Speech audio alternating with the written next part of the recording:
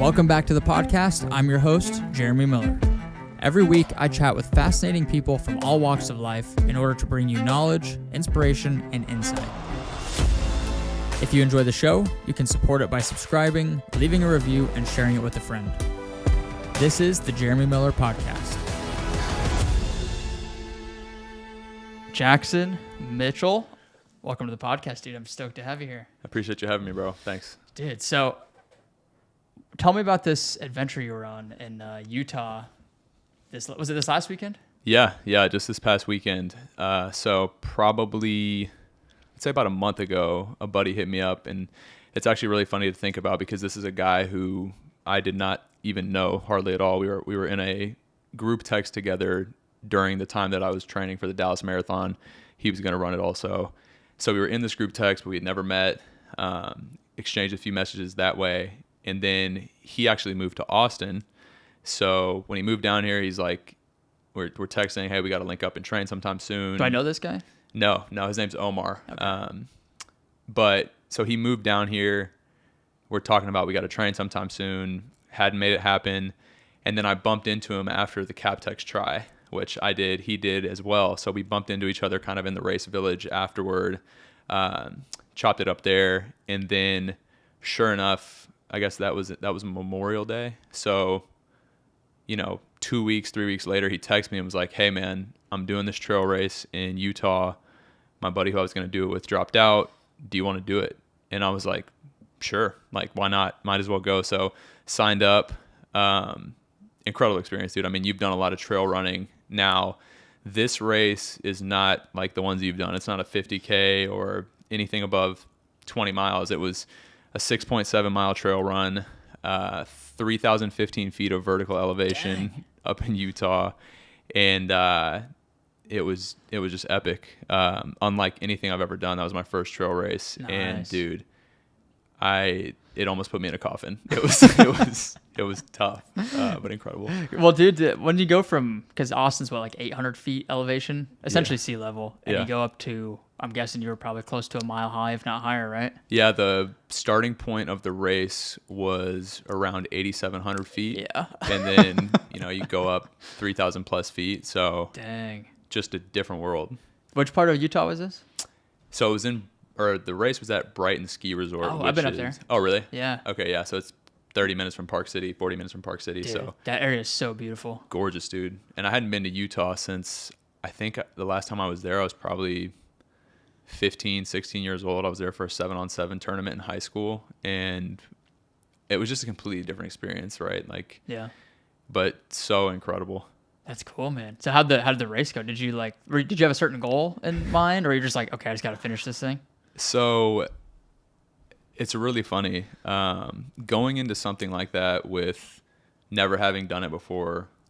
A month in advance, I'm signing up. So no real prep from a trail perspective. No real prep how do you prep for elevation if you're living at sea level, right? You can't really do it. So no real prep on those two fronts. It's actually hilarious because I bought my first pair of trail shoes like 3 days before I flew out. So which ones did you wear? I wore the Saucony Endorphin Edge. Oh, I haven't worn those. I've worn some other Saucony ones, but I like them a lot. Saucony's nice. Kind of my go-to running shoe, just in general. So I was a big fan of that. Shout out to the Loop. They hooked me up. Nice. But yeah, man, honestly, no real preparation other than just weekly mileage, kind of just doing it to maintain a level of fitness. And I actually wrote about this. Like, I write a weekly newsletter, and this week's edition was about the fact that you don't have to have everything figured out going into any sort of endeavor, whether it's business, signing up for a race, whatever it may be, right? We don't always have the answers. We just have to confidently step into the unknown and be ready to get into the thick of it. And that experience really reminded me of it because, like I said, no preparation, no trail shoes. I was climbing, pretty much doing burpees up a mountain at one point, huge boulders, and didn't have gloves on, didn't have the gear. And it was just like, there was no way to simulate that. And I'm honestly glad I didn't, because I had so much fun and enjoyed every single moment. That one of the things that stuck out to me the most about the photos that were sent out was that I was smiling so big in every single photo. Whereas like most of the races I've done, I look pissed because I'm just like grinding and so focused on a goal or what have you. But yeah, I think your initial question was, what was the goal? I didn't really have a goal because I didn't know what to expect. I looked at the times of last year's finishers. The first place finisher did it in an hour and 10 minutes, which 6.7 miles, hour and 10 minutes, that's like 10 and a half minute miles. And then the person who finished last was like 4 hours and 50 minutes. So I was like, okay, well, I want to finish in the top half at least, but had no clue what that was going to be like. And dude, I kid you not, within the first mile, I'm looking at my heart rate. It's like 180 and I'm walking up a hill and I'm like, all right, this is different. But yeah, man, it was epic. I'd be curious to know, like, from your trail races, prepping here, how do you get the technical piece? Cause like, that's what I noticed about Brighton was like, it was the most technical course I've ever seen. And so I'm curious how you prepare for that. Yeah, it's definitely tough. I mean, I'll say from my perspective, like I got into running on trails first. So that was like the first like couple of years of running was mostly on trails. So I had a lot of experience there. So now it's like easier to go into trails. But like if I were somebody who never ran on trails and only on the road and had to go do a trail race, I'd probably like, there's like the Greenbelt downtown. There's like Lake Georgetown has like a 26-mile single track trail.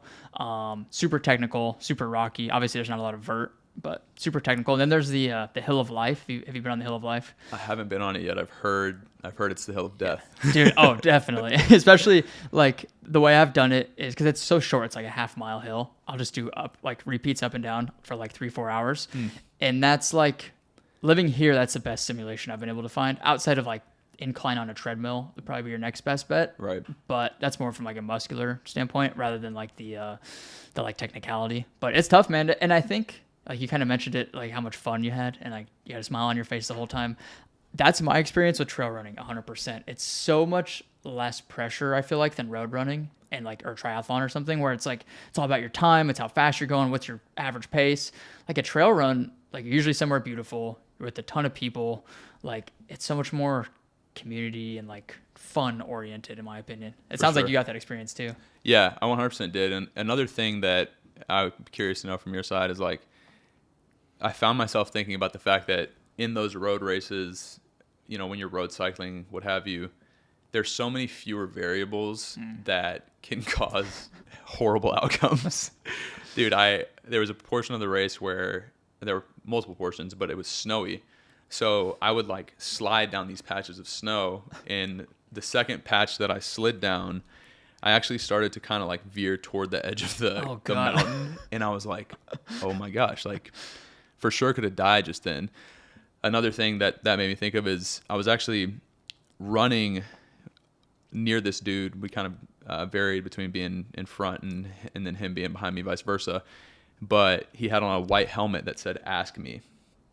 And this dude 9 months ago was in a coma. Oh my from falling 400 feet down a mountain, doing some trail running, climbing, fell 400 feet, was in a coma for a month, and rehabbed himself back to being able to compete in this race. And funny enough is, you know, we had 6.7 miles that day. He actually had a 20 mile on the docket for the following day.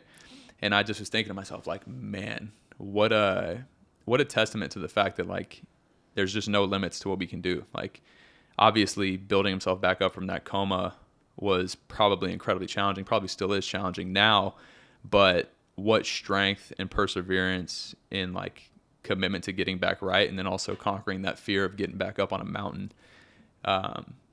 It was pretty inspiring to see him out there. Damn, that's a cool story, dude. Yeah. I think that's, you know, something that I'm starting to learn more and more is that like our bodies can do basically whatever we ask of them. It's just a matter of us asking them to do these things and giving them enough time to adapt and whatnot. Like, I mean, the 100-mile trail run is like now the new marathon. And like that seemed humanly impossible like 20 years ago. And now people do it every weekend. Right. Like there's, you know, there's like moms that have had like 3 kids out running a marathon. Like and crushing. And that used to seem, again, like humanly impossible. There's like the story of the guy that ran the first marathon and he like supposedly died afterwards or something. It's like, it just, people are constantly unlocking these limits and these new potentials. And I think it's just so cool to hear stories like that of like, as long as you want it bad enough and you commit to something and give it enough time, like you can do whatever you want. 100%. Dude, and that's something I feel like you are really good at, is obviously the discipline and the commitment and the consistency of everything. Because like you were a college football player, right? And now, like you said, you didn't even train for this trail race, and you went out and crushed a 6-mile trail race, climbing up a mountain. Like that's not even your thing, but it's just because you're so disciplined in all these other aspects, like this hybrid sort of training of like lifting and cycling and swimming and running and all these different disciplines, that like you're always kind of ready for whatever. Right. So take us on that journey first of like becoming a college football player, and then we'll dive into all that other stuff. Yeah, man. I appreciate that, but it's really funny to look back on it now. Especially doing some of the stuff that I'm doing now. I mean, I never would have anticipated doing any of this when I was a college football player. As far as that journey goes, yeah, so I grew up in South Lake, Texas, which is, you moved here how long ago? About a year and a half. A year and a half. So you may or may not recognize this already, but Texas is like high school football is a religion here. Yeah. And I moved here when I was 10 years old, and the first thing that the community was telling my parents was like, you got to get your boy in football. You got to get him on a football team. And so joined a football team, and, I was a pretty chunky kid. I mean, I wish I had a picture to show you. I was a chunky kid, and because of my weight, they slapped a red stripe on the back of my helmet and made me play offensive and defensive line. So started playing football at that age, really 10 years old. My team was good in Pee Wee. Had good experience there, but every kid's dream is to touch the football or play a skilled position of sorts. So, but I was pigeonholed because of my weight. So red stripe on the back of my helmet, 5th and 6th grade, moving to middle school. I'm like, all right, bet it's time for me to ball out of control. I'm going to get the ball this year. So I go to the wide receiver line at the beginning of practice in middle school, and over comes coach, and he's like, hey, we're going to need some of our bigger guys to play on the line. So boom, pigeonholed back into the line because of my size. And I was frustrated, man. I mean, I think 7th grade's probably 11, 12 years old. You just want to touch the ball. But played on the line once again. And it was after that 7th grade season that I told my dad, like, I don't want to keep getting stuck here because I'm a fat little kid. Like, I want to do things to try to change my body to make myself able to play a more skilled position. Where does that drive come from, you think? To like, because I mean, not many, middle schoolers have that awareness to be like, oh, I need to get my shit together so I can do what I want to do. Like, where do you think that comes from? That specifically, I don't know. I feel like, my mom was in the military. She retired as a lieutenant colonel after 26 years. My dad is a, sales leader in an organization. Both of those people have exhibited incredible drive and commitment and grit in their lives, both coming from divorced homes and making commitments that like we're going to provide better for our family. And so I think probably as a kid, like watching them grind showed me a little bit of like, if you work, you'll get something good. Now as a 7th grader, it was probably like, we have nice things. I see that hard work equals nice things. So that's why I should work hard. I think as I got older, and ultimately if I think about like that specific conversation, it was probably something along the lines of, Dad, I don't want to keep playing on the line. This sucks. I don't want to do this anymore. And it was probably him saying, look, son, if you want to change your body, you're going to have to work hard, and it's going to take this, this, and this. And there are resources available for you to do those things, such as a place to go train, there's good food, etc. But it's going to take a tremendous amount of commitment, work ethic, accountability, doing things you don't want to do, and like doing things when you don't feel like doing them. It's going to take a lot of that. And I remember him saying, if you want this, your mother and I will give you those resources. But if you take this path, you're taking the path. And I really, I didn't want to play on the line anymore. So I started working out, training hard. And that's when my journey of, I think, becoming the disciplined, results-oriented, committed type of person that I am really begun, because I started to see, okay, if I go train at APE X days a week, if I don't eat 16 packs of Gushers before bed, if I don't do these things, and if I do have these inputs that are positive, then I can get a result that is the result that I desire. And so I really think that that's where the journey begun from a work ethic perspective. Dude, that's so rare to have parents to tell you that. Like, I feel like most parents, or maybe not all of them, but a lot of them would be like, "Oh, I'll go talk to the coach and see what we can do." Like, I hear that like playing sports growing up. I would hear shit like that, and like instead telling you like, if you want something, you're gonna have to work for it, and like it's possible you can do it, but it's not gonna be easy, and we'll be here to help facilitate it for you. But like, if you want it, you're gonna have to do the work for it. Yeah, man. I appreciate my parents so much. I mean, they were just doing the best that they could given their experience and what they knew and what they thought. And I can confidently say I feel like they did a pretty damn good job. Because that teaches you, like, what that taught me is that you have to work for things. No one's just going to hand it to you. There's no silver spoon here. And on the flip side of that is like my parents just didn't really play bullshit. Like they didn't want to be involved in politics. They didn't want to talk to the coach. Like they didn't want to be any part of that. Yeah. And frankly, there was a lot of that in my hometown. And like you mentioned, plenty of places there is a lot of that. But yeah, they said, hey, look, if you want this, you're going to have to work. And do you have siblings? Yeah, I have a younger sister. She is 4 to 5 years old, younger than me, depending on the time of year. Does she have that same mindset as you? Like this whole like discipline, motivation, drive to do things? Yeah, my sister is incredible. She's mature beyond her years. She's matured so much in a short period of time. I would say, her thing growing up was she was like a drill team dancer. And growing up, I would say I was more of a morning person. She was not as much of a morning person, but she's the type of person that's similar to me. If there's an objective to be attained, if there's something that needs to get done, she's going to give it her best effort, and she's going to have the inputs necessary to have a good outcome in whatever it is. And man, I can't stress enough how how strong she is. I mean, she inspires me in a lot of ways. That's cool, man. Sounds like your parents did everything pretty much right from what I'm hearing. Mom and Dad, if you're listening to this, you didn't do everything right, but me and Maddie love you both, and I don't think either of us would change a thing. At the very least, they taught you work ethic, and if you want something, you got to go work for it. So that's cool, man. I love hearing. I think, little kids are such sponges, even up until like middle school, high school. Like those are your formative years, and I think if you don't have the right authoritative figures around you, the right like leaders and the right guidance, like whether it's your parents or coaches or even your friends, like that can affect the rest of your life, like those first 15, 20 years. And so I think it's just so interesting because it seems like most of the people that I know, like however they are now, most of it stems back to like that same time in their life. So it's just so interesting to hear that. Have you ever been to therapy? I personally haven't, no. So this podcast is therapy. Yeah. No, dude, you just hit the nail on the head. I went to a 3-day immersive therapy retreat where for 3 days in a row I was with a neuropsychologist, and from 9 a.m. to 5 p.m. we were in the trenches, just like dissecting my childhood, dissecting everything that I've experienced in order for me to like make sense of it all, understand the way I tick, understand my why I might be defensive about certain things, understand why I might be averse to doing other things. Like it was unbelievable. And what you just said is so true.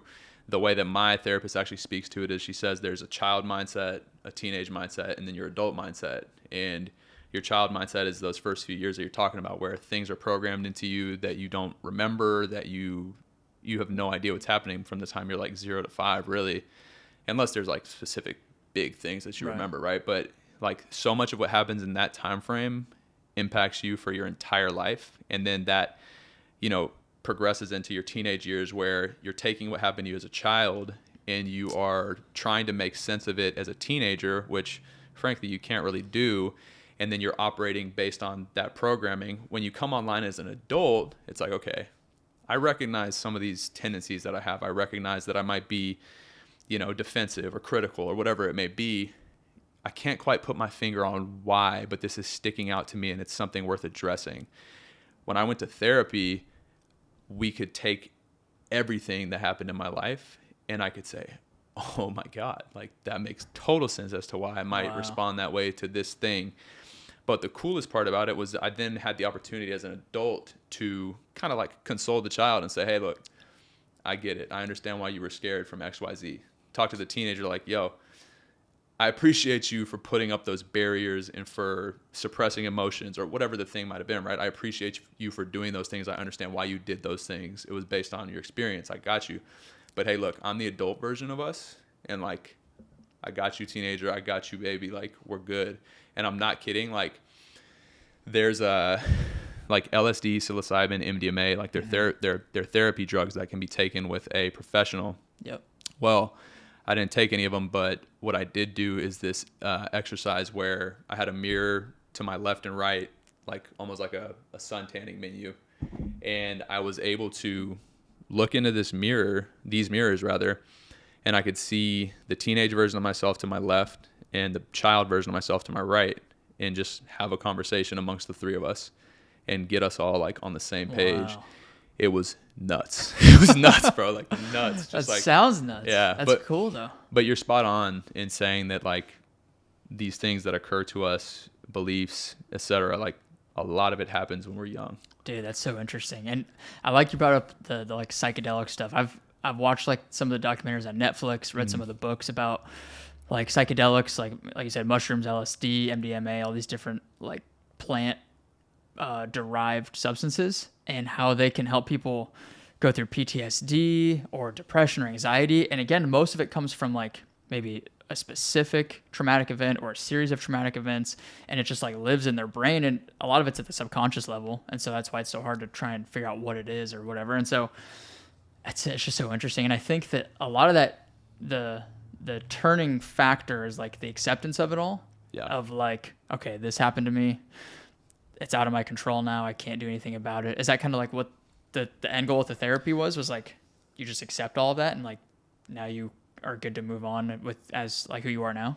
Yeah, I would say the biggest thing that I took away was that a lot of the way that I was operating was from a place of like people pleasing or really maybe getting too wrapped up in opinions of other people at times.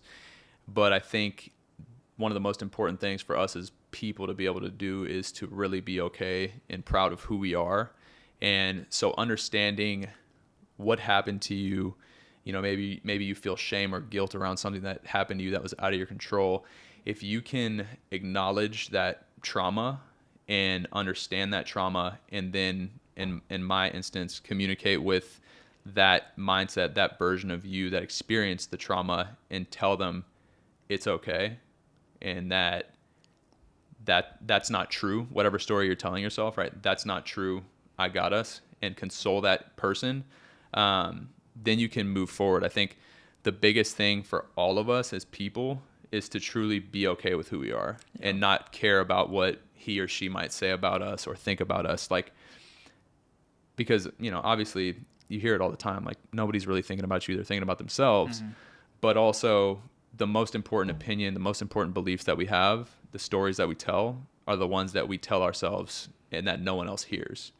So you might, from the outsider's perspective, be fucking crushing it, like, you know, running races, creating dope content, educational, informative, really well put together, incredibly talented, right? You could do all those things and still be just crushed on the inside and feel like what you're putting out is trash and nobody cares about it, etc. Like, there's a high likelihood that you don't, but I'd argue otherwise. No, but you get my point. Like, if you're telling yourself these stories about yourself that are demeaning you, then like ultimately that's how you're going to operate, is based on your own opinion. So yeah, I just think coming out of there and being congruent and aligned, my child, teenager, and adult, I just have it gave me a completely different view on every situation that I'm in. Like, feeling like I'm totally in control of everything I'm doing because I don't need validation from somebody else, whether it be a parent or a friend or a coach or a teacher, which, you know, coming up in an athletic background, like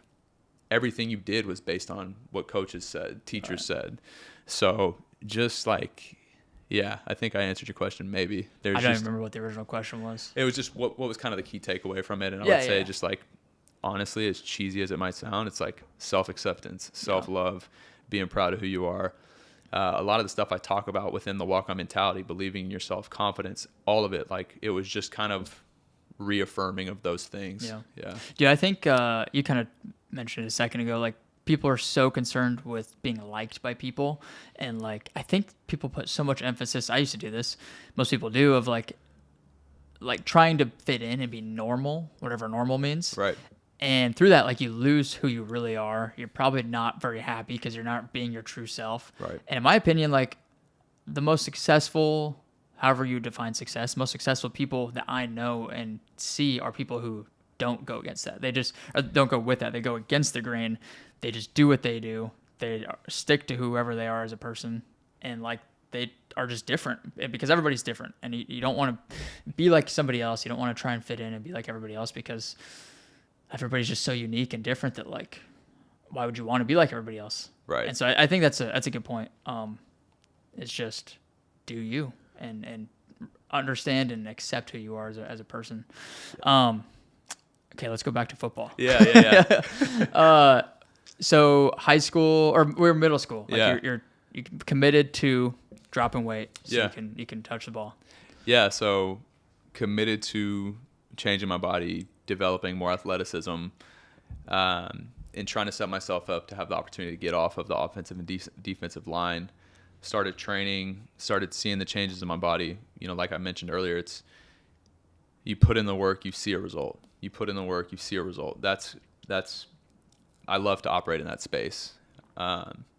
So started training, body changed. At the beginning of my 8th grade year, I went from playing defensive tackle, so interior defensive line, to defensive end. So that's a step in the right direction. If you're a D end, you're edge rusher, having the opportunity to potentially not have your hand in the dirt pre-snap, which was a step in the right direction.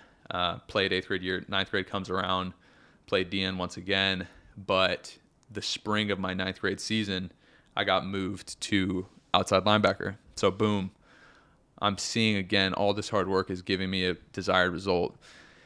And I played that year. Okay, yeah. So that was my freshman year. In South Lake, they do this thing called double dipping, where you will play with the upper level JV green or the upper level JV team on Thursday night. You'll play in that game, and then you'll suit up on Friday night for the varsity game. And what that means also is that you practice with JV and you also practice with varsity. So they would do that with players who were kind of on the cusp of, yeah, this person could play on varsity, but they might not quite be ready. So I had teammates who were 4-year varsity lettermen, but me, I double dipped. So sophomore year, I am playing with the upper level JV team and then suiting up on Fridays. Great experience going through. Sophomore spring rolls around and still I'm playing linebacker. Ultimately, I end up getting moved inside.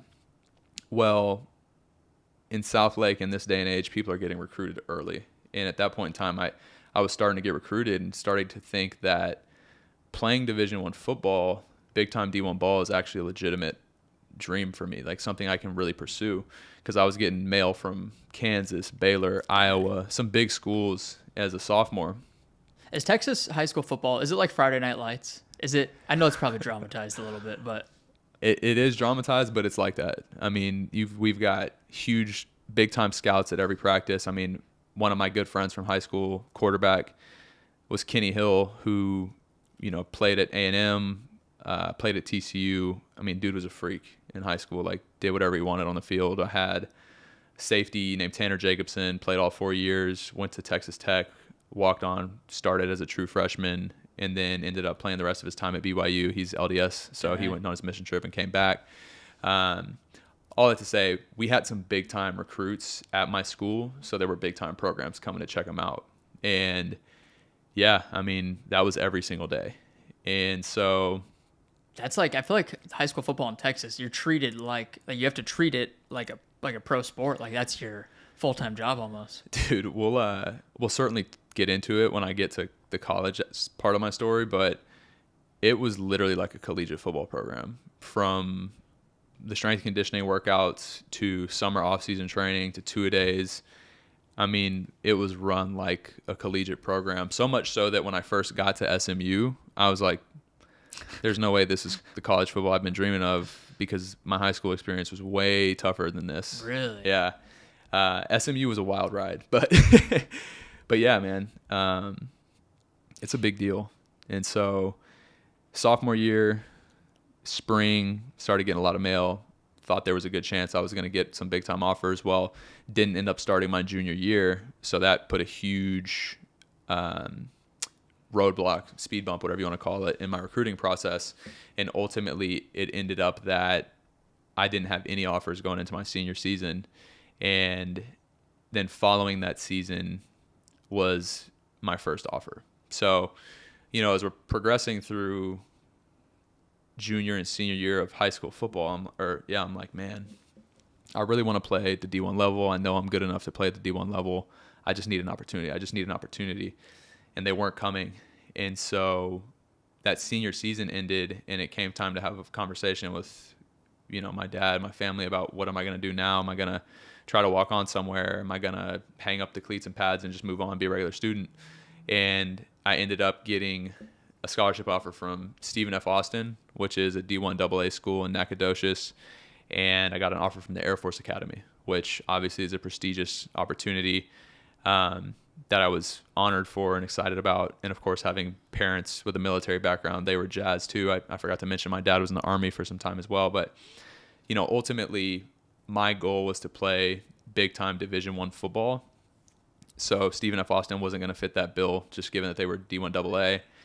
And then the Air Force Academy, again, while a great opportunity, I wasn't dead set on serving in the Air Force. And I think if you're going to take that path, then you need to be 100% bought into it, because that's an honor, a commitment, and you're about to do the damn thing. Yeah. So it'd be a miserable long time if you committed to that and you really didn't want to be in there. Yeah, because you're 4 years at school, potentially 5 if you redshirt, and then maybe even 6 because they have a prep school. But then you actually have to pay back that commitment once you graduate. So that's at least 4 years that you're serving after graduation. So again, great opportunity, but it just wasn't quite aligned with what I wanted. But it goes back to that mindset of like, hey, if you're willing to put in the work, you can achieve whatever you set your mind to. And my goal was D1 football. So at that point in time, sent my film everywhere across the country, Indiana, Minnesota, USC, Iowa, you name it, everywhere got my film, and went to several camps. Ultimately, SMU reached back out and said, hey, we don't have any scholarships. We'd love to have you walk on. We think you could make an impact here. You're welcome to join the team if you think it's the right opportunity. And toured campus, and I was sold. It's really funny too, because throughout high school, my team played at SMU's campus several times in the playoffs, and I never really recognized the beauty of the campus. I just we'd pull up, play, and leave. And something that was really important to me was having a beautiful campus. And so when I toured, I was like, wow, how did this go over my head for all those years? Is SMU in Dallas? Yeah. Okay. It's in Dallas. What does SMU stand for? Southern Methodist University. Okay. Yeah. So ended up walking on at SMU, man. And I remember getting there the summer before my freshman year, and I was just ready to go. Like, man on a mission. I'm coming here to earn a scholarship, not really knowing what it's going to look like, but just knowing that I'm going to do my part to set myself up for the best opportunity possible to get on the field and show these people that I deserve to be on scholarship.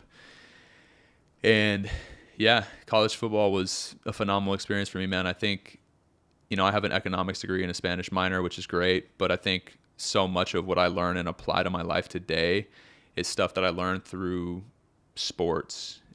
Learning how to communicate with people from all different backgrounds, learning how to manage my time, work ethic, showing up early, being the last one to leave, stuff like that that's important and translates to life after sports is all stuff that was ingrained in me through playing sports.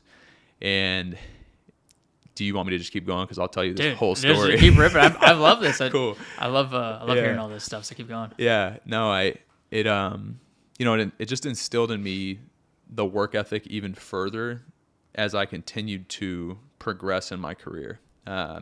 Being a football player in college, we were required to be there during the summer, obviously during the whole school year, and then we would get a couple weeks off in winter.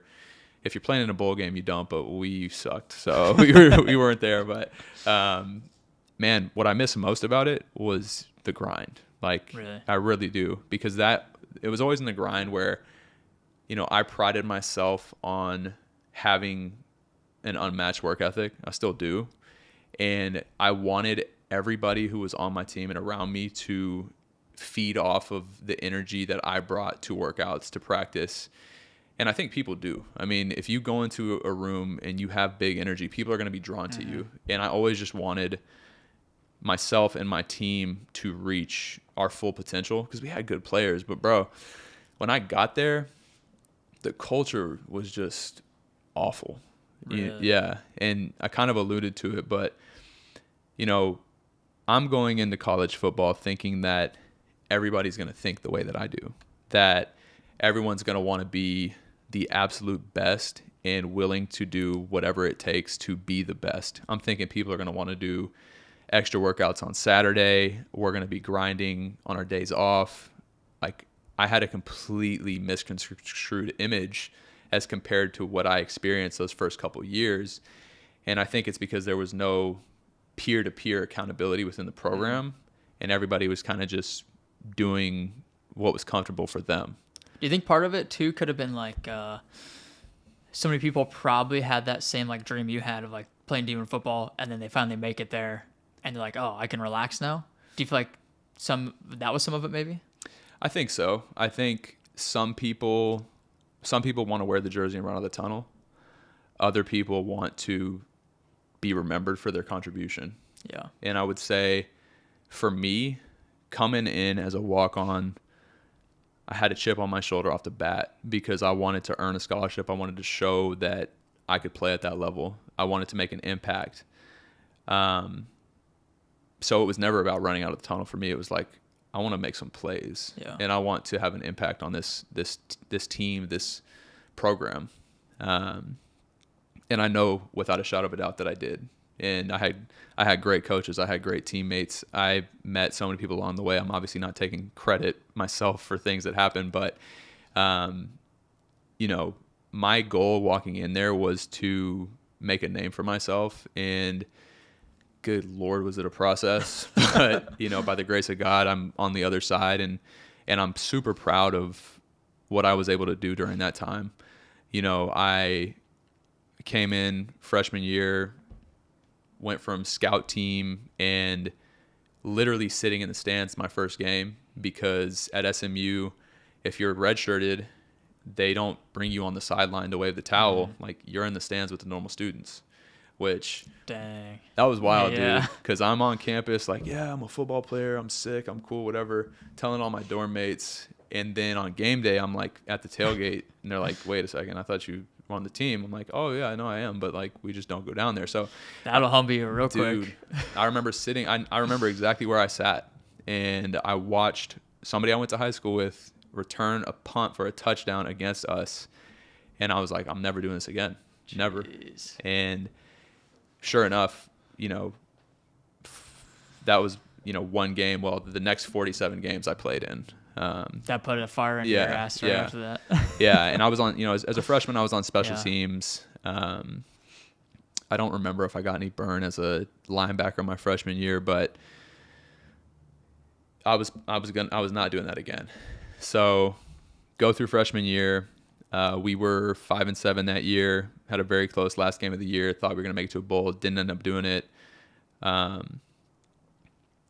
Well, going into my second year, first game of the season, we get blown out by North Texas, and then the head coach quits. He walks out. Oh my gosh. Yeah. So to me, I think that was one of the most pivotal points, because we knew that things were going to change from there moving forward.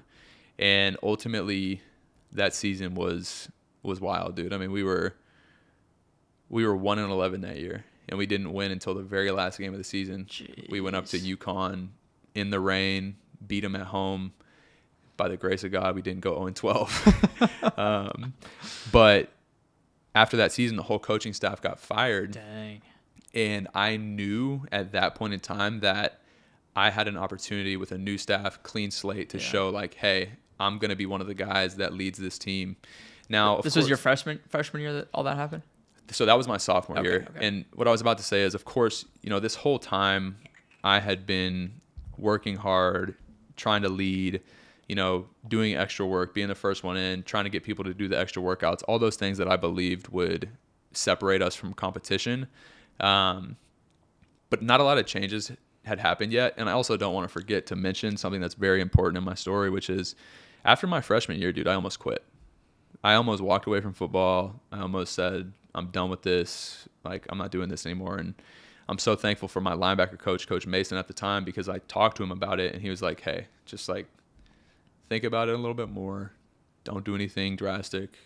Just think about it. And like literally a couple hours later, I was like, nah, never mind. I'm not doing that. You wanted to quit because you're putting in so much work and you still were walk on? Yeah, I think it was a combination of things, man. I think it was feeling like the work, the grind that I was so used to was not actually giving me a result other than me destroying my body. And quite frankly, my freshman year in college, I did not have a good year in the classroom either. So I think a combination of my grades not being great, my body feeling run down. I was in a long distance relationship at the time that, of course, as an 18-year-old, you think you're going to marry the person. And that happens from time to time, of course, but that didn't happen in this instance.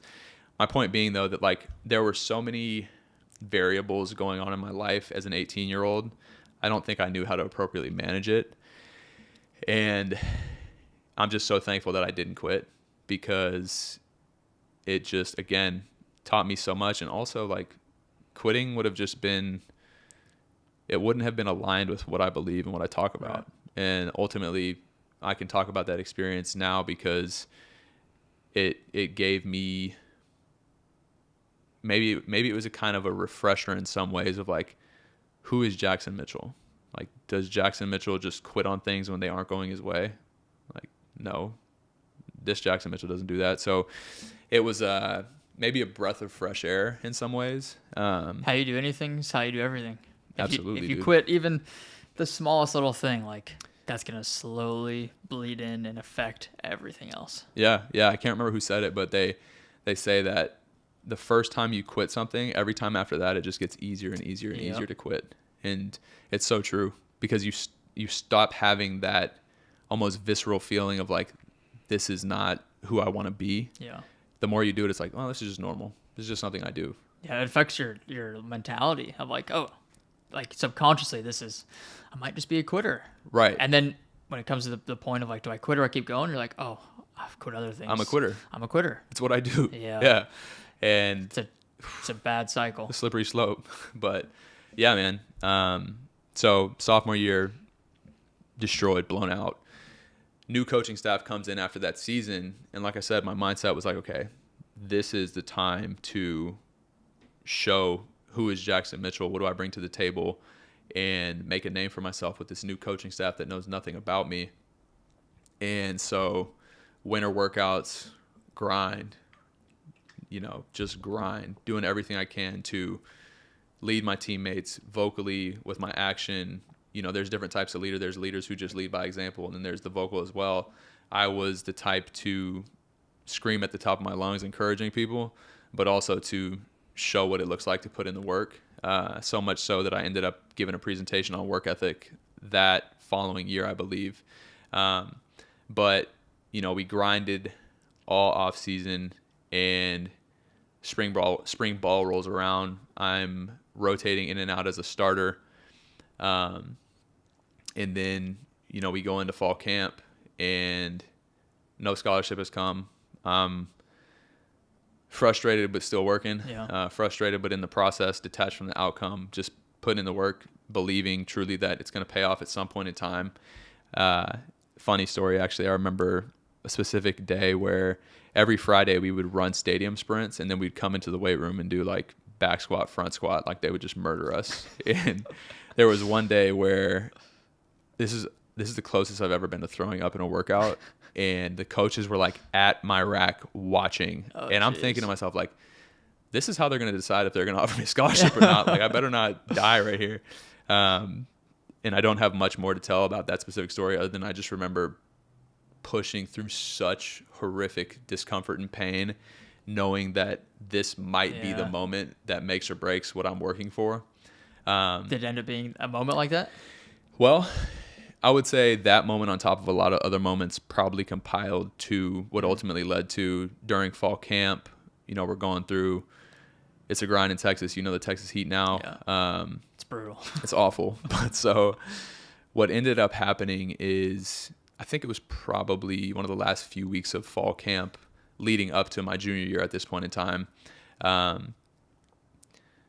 There was a big buzz around the football facility around, you know, somebody broke into coach's office and stole a bunch of stuff, and everybody's buzzing and chatting about it in the locker room, kind of freaking out, like, oh, who did it? What'd they take? Whatever.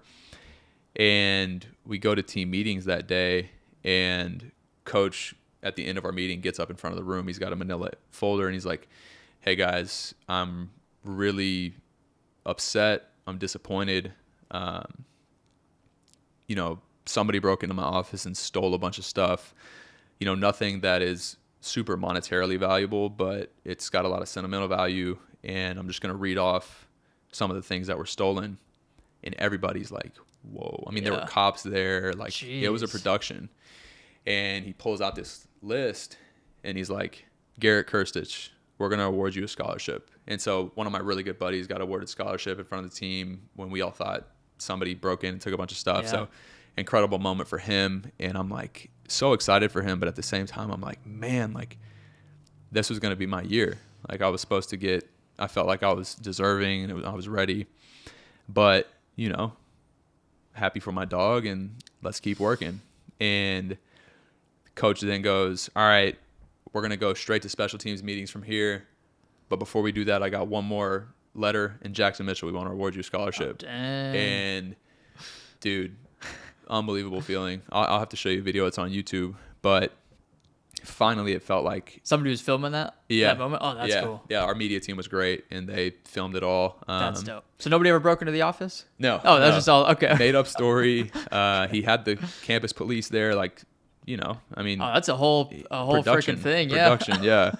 But so finally got awarded scholarship. Got to FaceTime my family from the meeting room. All my teammates were hyped. Really, really great experience. That's dope. And it was cool, man, because when I received that scholarship, I got probably, 50 text messages from different teammates, people outside the organization, just like, hey, bro, you deserve that. Like, keep doing your thing. Keep inspiring, leading, what have you. Like, there's one guy in particular, my teammate, his name was Ced Lancaster. He's now like a leader of a organization. He lives up in Oklahoma, but his text message stood out to me so much because this dude was from Houston, Lamar, which just is a completely different area than what I came up in. I mean, I didn't really mention this, but coming from Southlake, which is a predominantly white neighborhood, I mean, I had teammates who were like, bro, you're not black, you're white.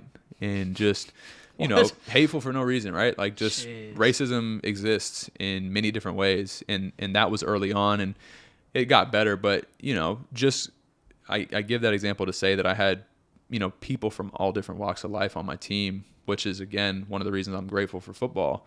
But Ced sent me a really long text that was just super encouraging, and it meant a lot to me because this dude was a stud, played as a true freshman, just a beast. And I was like, man, like it's really cool that he would take the time out to shoot me that kind of text. But anyway, what did the text say? Man, I have it on my computer actually still, funny enough, but it just said like, man, I've been watching you put in work since you got here. You should have been on scholarship since day one. But the impact that you've made is incredible, and you continue to make, and just keep doing your thing, man. It's inspiring. Something like that. He probably doesn't even remember that text he sent you. He might not. But if he's listening to this, Ced, appreciate you, brother. Dude, that's one of the coolest things about moments like that is like, you might say something to somebody that seems so insignificant to you. Right. But like you remember that. We're talking about it today, and that was however many years ago. Right. 10 years ago, 10 years ago. Yeah, and that still left a mark. And there's shit that happens negatively too, unfortunately, that they could do the same thing. But for sure. I don't know, that's awesome. It just meant so much to you because of the status he had and his skill level and just the person that he was. Yeah. I mean, just cool. A stud. But yeah, man. So that was my junior year, fall camp leading into my junior year. I got put on scholarship. went on to become a starter that year, and then ultimately finished my career as a team captain. Dang. I got nominated to be a Burlsworth Trophy, I was a Burlsworth Trophy nominee, which is awarded to the best college football player that starts their career as a walk-on. I got to travel to Media Day up in Rhode Island and eat a clam bake on the Cape Cod or whatever, and represent the team at the AAC Media Day rather, and just did so many things that I couldn't have even imagined, but it was all just a result of hard ass work and showing up every day, trying to be the absolute best that I could be, trying to bring people with me and make them better along the way, trying to add value any way that I could, being willing to do the things that other people didn't necessarily want to do. And all of that stuff is applicable far beyond just sports, which that was a big reason around why I started my podcast, was to talk about how do the things that we learn playing collegiate sports and sports in general, how do they translate to life after sports? And that was how it started, and it's evolved quite a bit since then. But the principle still remains the same, that like confidence is incredibly important. Consistency is incredibly important. Having a standard that you don't deviate from is incredibly important. Being a servant leader, being willing to do the things that other people don't want to do, not because you expect praise or somebody to tell you good job, but because that's just the kind of person that you are. Right. These are all things that translate to life outside of sports that, if I didn't play sports, maybe I wouldn't have had. Dude, sports, I think, are one of those valuable things that kids can do growing up. Like, it teaches you, like, all those things you just said. I mean, in addition to, like, responsibility, respect for authority, like a coach, how to have teamwork and be able to work alongside other people. Like, I think it's a good, like, ego check a lot of times, too, because, like, sometimes you might not be the best kid on the team. You might have to ride the bench sometimes. But it also gives you so much confidence because you can see directly, like, all those things you said. If you put in the work, like, you'll score more goals, you'll score more touchdowns, you'll, like, have more tackles, whatever it is. Like, you'll get recognition for it not that you're searching for recognition, but, like, it gives you confidence by doing those things and putting in the work. And I don't know if I'll ever have kids, but, like, if I ever do, they will 100% play sports. And I think it should almost be mandatory for kids to play sports because of all that it teaches you. And like you said, it's not like, most people aren't going to go pro. Most people won't even go play D1 college, like less than 1%. College sports. And so even this is lessons that you'll learn as a human that you can take and use for the rest of your life. Like, I use stuff I learned when I was like 10 years old playing hockey growing up or something. It's like, I think it's just so valuable. And I wish that it was like a federal law or something that kids had to play sports growing up. Yeah, no, I agree. And you hit on this, but I just want to reiterate too, another super important thing is it teaches you that sometimes you might work your ass off and you might be the hardest worker in the room, but you still might not get the result that you want. Yeah. And I think that's so important. And that's something that I really think about a lot now and value now, is that the process is so much more important than the outcome. We set goals, run a sub 3 marathon, run a sub 250, finish a 100-mile ultra in sub 27 hours. I don't know what the goal is for that, but my point being is that we can set these goals and we need to set these goals, but the process that we go through in pursuing those goals is so much more valuable than just achieving the goal itself.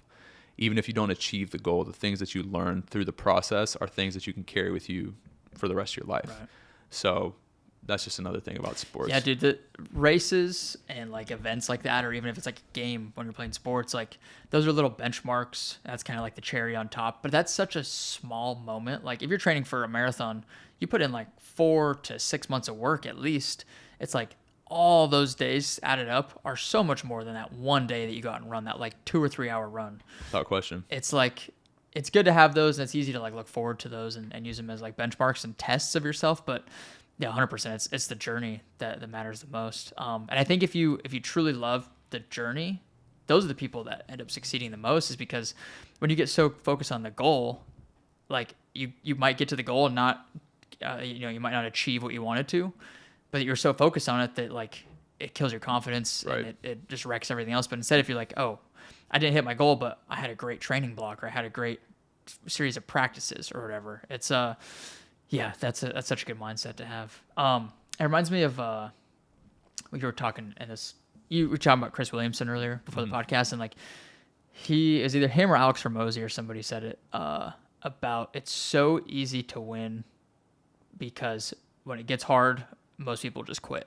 So it's like as long as you don't quit, you have pretty good chances of succeeding. And again, like it might not always turn out exactly how you want it, but like the number one way to fail is just to quit. Like if you just keep pushing forward and forward over time, you're going to develop a skill, or you're going to develop some sort of thing that's going to help you get there. So yeah, dude, I love that story and that mindset and the walk-on mentality. Yeah, man. Now, how was that transition out of college football to the real world? Yeah, it was tough, dude. It was really tough when I look back on it. I think in the moment, I probably thought I was doing great, but reflecting on it now, I'm just like, man, I'm grateful for where I'm at, and I just have a new perspective on it. You know, I got done playing football in December of 2016, and I had a small little injury the second to last game of my senior year, so I was kind of not working out a ton initially till I healed up. And I look at pictures of myself then, and I'm like, ugh, like, bro, you look disgusting. But Just like overweight, or what do you mean? just like doughy. Okay. I mean, for perspective, you know, I hang out about 200 to 205 pounds now. And when I got done playing football, I was like 240. Dang. So I had no neck. I had a large stomach. Looked like a college linebacker. Yeah, exactly. And it's hilarious to think about the way that I ate too. I mean, I would crush canes, like a 7-piece caniac. I was deleting that on a regular basis. I love canes. Yeah, yeah. But yeah, man, that transition was tough. And as a college football player, I was somebody who cared a lot about my ability to play. And I also, to be frank with you, I didn't think I was that good. So I needed to make sure I was putting the right food in my body. I needed to make sure I was watching film. I needed to make sure I wasn't getting hammered. I needed to do everything right to give myself a chance to play. And so when I got done with football, I didn't have anything like that to kind of hold me accountable to. And honestly, dude, for about a year and a half after I got done, I just was kind of a degenerate. I mean, I was drinking a lot. I was blacking out like 2 nights a weekend typically for like a year and a half. Wow. And I'm just so thankful to God that I never got in trouble or hurt anybody else during that time frame, because I was just operating outside of who I am. And it's funny now because like I said, kind of took a break from working out, and then I moved in with my best buddy Troy is a professional triathlete. He played safety at SMU. He's a freak of nature. And I lived with him for 2 years, and it was during that 2 years that I think I saw the way he operated, and I just kind of like hitched myself to his train and just like kind of did what he did. And man, me and Troy, we were going to CrossFit every single day at 5:30 a.m., sometimes twice a day. And that was so huge because that was a reintroduction for me into fitness and health in a team environment and camaraderie that comes with working out at a CrossFit box. Mm-hmm. You know, we were going all the time, like I said. And then when he actually started to get into triathlon stuff while we lived together. And so I would see this dude. I remember, I'll never forget this day. There was a weekday where he got up at like 3 so that he could do a 2-hour bike ride and a 1-hour run before he went into the office and worked, you know, a 10-hour day at work. Damn. And so, yeah, that, like I said, that's my best friend. That'll be the best man at my wedding. Like he showed me that the work doesn't have to stop. Now that we're done playing college football, there's other ways to kind of push ourselves and stretch ourselves. And so, lived with him. I'm trying to remember where I was even going with that. Oh, you asked kind of about my transition out. Yeah. Before you answer that, like, is that, that's gotta be a really common thing with people once they get out of college football. Cause it's like, I mean, it seems like college athletes train like a pro athlete almost. Like you're trying to do school on the side. You're probably not super passionate about whatever you're learning in school or whatever degree you're getting. And then like you finish up like playing football or college sports, it's like, well, now what do we do? Right. If you don't go pro, it's like when you've relied on that your whole life and that ends, it's like feel like you just feel lost probably, right? Yeah. It's so funny you say doing school on the side. I know people that play D1 sports, and it's like, that's your job. That's why you're there. You're not there to go to school, really. Yeah, I think there's a video that's like student first, athlete second. But yeah, man, it's being a college athlete is a full-time job. Yeah. And when you take your grades seriously as well, it's hugely important that you can manage your time appropriately. Yeah. But you're 100% correct. Transitioning for me, I went my senior year from being a captain, media day, award nominee, flag hanging on campus that says SMU football, photo shoots, all these different things to you're a human resource business partner for a Fortune 500 company. You're just a cog. Bro, I had no idea how to operate. Dude. And I'm so thankful for health, for fitness, for training, for those things, because it gave me structure. It gave me reason to get up early, to do something hard, and to start my day that way. It gave me something to look forward to at the end of the day after sitting in a cube for however many hours. Fitness for me has always been about the physical, but it's always been so much about the mental too. And that certainly is something that gave me some level of structure, because to your point, college football was up at 5 for training room and weights, go to class all day, coming back to the training room in the afternoon for treatment. You got practice, you got film, you got study hall. Your whole day, you know what you're doing all day. When I became a business professional, all I had to do was go to work. That's all I had to do. Anything else I did was up to me. If I wanted to work out or not, if I wanted to get trashed every night of the week, I could, which I didn't, but plenty of people do. Like, you just have all this extra time, and everybody has things that they like in hobbies, etc.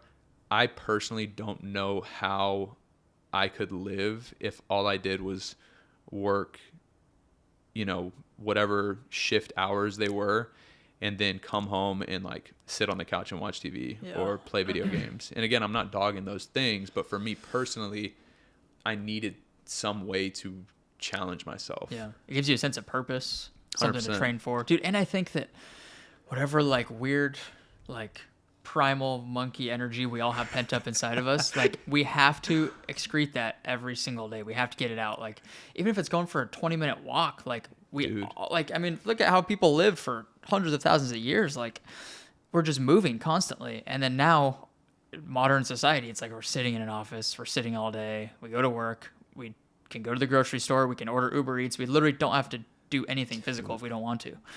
Don't have to leave the house. Dude, literally, like you could literally survive your entire life without ever leaving your house because of all those things. And so I think, I don't think it's a coincidence that like with mental health and depression and anxiety and like suicide rates, all these things are going up. I don't think there's, I don't think it's a coincidence. I think they're directly correlated. Dude, fitness and just movement are so essential. It's like, I don't know. Is that why you think, that you said it was like a year or two after you finished up where you were like, you're drinking more, you didn't really do a whole lot? Was it just because like you didn't have that purpose anymore? Well, it's funny because even during that time that I was getting trashed, I was training equally as hard, which I think is maybe part of the reason why I made it out. Because I would go, like I said, I was CrossFit every single day, sometimes twice a day. I was still drinking and doing things that I don't do now, but I was training equally as hard, which is funny because now, like, dude, I can't wrap my head around the way that I used to get down. It's insane. But the initial question was, what was it again?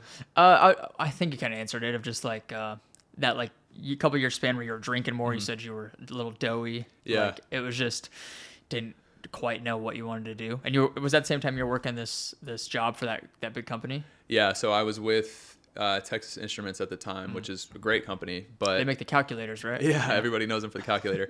Yeah, they make microchips that are in everything we use. So all this podcasting equipment, there's probably a TI chip in it. I just knew I didn't want to be in human resources for my career. I mean, it's an incredibly important job function within a company. Like, I don't think companies can actually function without human resources, but I just knew that it wasn't going to be what I did with my career. But I gained valuable experience, and I had time to spend more time doing what I enjoyed, which was training. And that's why I think I was able to balance the bad habits of drinking the way that I was with the good habits of training the way that I was, and still function at work.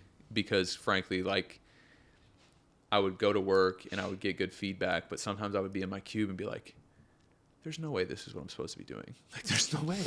And so I think it was just all, it all helped me transition. But I think something that I didn't experience until later was that when you've attached your identity to being a college football player, or your performance as insert thing here, for so long, when you're done with that thing, you have to figure out who you are. Right. And I think people grow and have these discoveries at different points in their life, but I think it's an active thing to figure out who you are.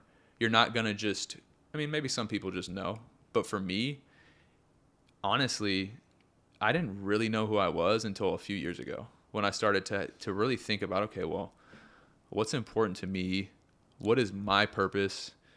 You know, why do I feel like God put me here on earth? What are my gifts? What do I enjoy doing? Where do these things intersect? Like, really thinking about that stuff is actually so important, because otherwise, like we talked about earlier, I think we put ourselves into roles and boxes that we believe society or our parents or whoever it may be expects us to fit into, even if they don't put us in those boxes. Mm-hmm. I think one thing I experienced for so long was, I think my parents think I should do this, or society views this as good or bad. So if that's the perspective that they all have, this is something I'm creating myself. If they all believe this, I need to fit in that box so that I'm doing well, so that I'm successful, so this and that. But you hit it on the head. The beginning of this conversation is, everybody has a different definition of success. Like, success to you could be completely different than success to me. Success to somebody could be, I want to live in a Sprinter van and I want to drive across the country, live in a different state every week and a half, be primal, like spend a ton of time grounding and in nature. And that's what success looks like to me. For somebody else, it might be, well, I don't care what I have to do. I want to make $250 or $250,000 a year. Doesn't matter if I hate the job. I want to make that money so that I can go on vacation, so that I can buy a Porsche, whatever it may be. Like, everybody has a different definition of success. You have to define yours. Otherwise, you're just going to be operating based on what somebody else wants. Yeah, you have to have some North Star, I think. And I think, unfortunately, either people don't know, or they just haven't taken the time to think about it. Of like, what do I truly want? What do I want? Not what my parents told me I should have. Like you said, like, what does society deem as good or successful? And like, just genuinely like sit down with yourself and like, I don't know, meditate every day, or journal, or just think to yourself of like, what do I want? And I think it's so difficult to get like alone time with yourself, as weird as that sounds. It's because like, with social media and our phones and TV, and we get in our cars and there's music playing, like everywhere you go, there's some stimulus of some kind, some external stimulus. Mm-hmm. And like, it's so rare to actually just like sit down with your thoughts and just think. And I think, kind of ties into everything else I said earlier with like these mental health problems, is like people are just constantly stimulated with all this information. They don't ever just think about what they want. Do you do like journaling or meditation, or like, is fitness kind of play that role for you, or what does that look like? Yeah. So I've actually experimented with a lot of different types of that practice, if you will. Before I talk about it, anybody listening, go read The Ruthless Elimination of Hurry by John Mark Comer. I haven't heard of that. Got to read it. It's phenomenal and hits on a lot of stuff you just said. What's the name of it? The Ruthless Elimination of Hurry by John Mark Comer. But yeah, man, for me, I've experimented with a lot of different stuff. I have utilized multiple different kind of journaling practices around like, wake up and write down one thing you're grateful for, forgive yourself for something that you did, whether it be yesterday or years in the past, and then write down something that you envision for yourself in the years to come. I've done simply just writing down, like in a journal, what's on my mind in that moment when I wake up. And I've found that it's actually been kind of challenging for me to get the right order of operations when I wake up, because I love to train first thing in the morning, but a lot of people will say journal right when you wake up. So kind of gone back and forth with that. But I think some sort of journaling practice is certainly beneficial, whether it's writing down things you're grateful for, writing down those 3 thoughts I mentioned, or figuring out what exactly works for you. But it doesn't have to take long, and then you can go on about your day. I've also I've experimented with meditation. So there's a ton of various apps you can download to walk you through a guided meditation. But sometimes what I'll just do is literally sit there, set a timer on my phone for like 3 to 5 minutes, and just breathe in for 5 seconds, hold for 5 seconds, breathe out for 5 seconds, hold for 5 seconds, and just focus on my breath and be present. And you can also do like 6 inhale, 2 hold, 8 exhale, but different variations of that, but just things that help you be present where you are. I didn't understand grounding for a long time, but the whole purpose of grounding, walking barefoot, is to ground yourself and be present in that moment, which is kind of funny to me. But yeah, certainly have experimented with various writing and meditation, but 100%, dude. I mean, movement, whether it's running, cycling, going on a walk, lifting, that is typically where I can just be in my thoughts, be in the present moment, and do that thing for me. And a lot of times I don't even listen to music or a podcast, and same thing goes for when I'm in the car. Like, I'll just be in silence, because to your point, there is always noise. Always distraction. Yep. Like, I won't give the whole book away, but one thing in the Ruthless Elimination of Hurry that the author talked about was, like, when you go to the grocery store and you get in the checkout line, don't pull out your phone. Just be in the present moment, wait in line, notice what's going on around you. Don't just distract yourself from being there at the store. Like, just be present for a second. And yeah, I mean, every year in the beginning of the year, I fast for 3 weeks. And this year from something, whether it's, in the past I've done sweets, or I thought you were talking about like a full on fast. I was like, holy shit. I haven't done that. I haven't done that myself, but basically we pick things to fast from. And so this year it was the first time I had fasted from social media. It's like a version of Lent, right? Yeah. But dude, the clarity and just how good I felt having been off of social media for that period of time was insane. Yeah. It was insane. So I can't stress enough. I mean, no matter how uncomfortable you are with that idea, I would empower anybody to just take a break from social media for a month or however long you see fit, and just notice how you feel. Yeah, dude, that's I love everything you just said. The meditation, the journaling, all that Do you? stuff. Yeah, I journal, meditate every day, pretty much all those things you said, and like my own variation of it. But I can tell, like, if I go a few days without journaling or without meditating or something, I just don't feel right. Like, I lose that presence, that present moment. And I think you kind of hit on it too, of like running, lifting, some form of exercise. I think it forces you to be present, because you have to be focused on that thing. You can't be on your phone really while you're out for a run or while you're bench pressing or something. Like, you have to be focused on that exact moment. That's one of the cool things I like about endurance sports, or running especially, is like your mind might wander off for a second or 30 seconds or something, but very, very quickly your mind snaps right back to like, okay, we're running, we're kind of uncomfortable, like we're in this moment. And for that exact reason, like, I don't wear headphones. I tried wearing headphones, the Shocks headphones. Yeah. They sent me some to try, and I'm like, they're great if I want to wear headphones, but I don't like wearing headphones. I don't want that distraction. Right. And so I think, that I love that idea of a fast though, for 3 weeks from something some toxicity that's probably in your life, which we all have some form of that. You do that like January 1st till like the 21st or something? Yeah. So it's typically if like, let's say New Year's Eve and New Year's Day falls on a weekend, then it's typically that following weekend that you start. So then it would be that following weekend through the end of the month. Okay. And frankly, I mean, you can do whatever you want, but it's typically the start of the year, just kind of for a reset. Yeah. I like that idea. I think I'm going to have to steal that one. I got to read that book too. It sounds really interesting. Definitely should.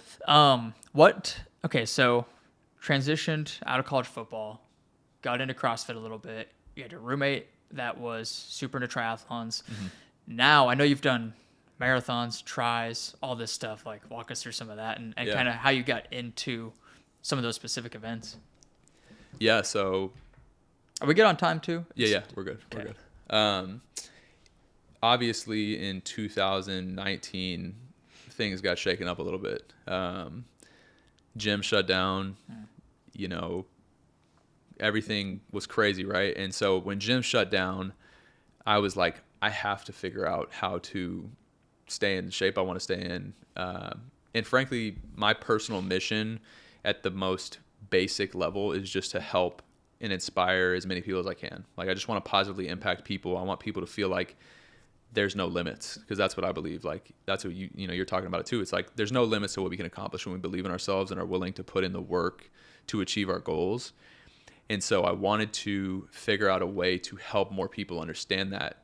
And I actually started creating some fitness content during that time, which it's hilarious because it was trash, but I just was trying to put stuff out that people could do in their apartments or at their homes without equipment, just to give them something, you know? Right.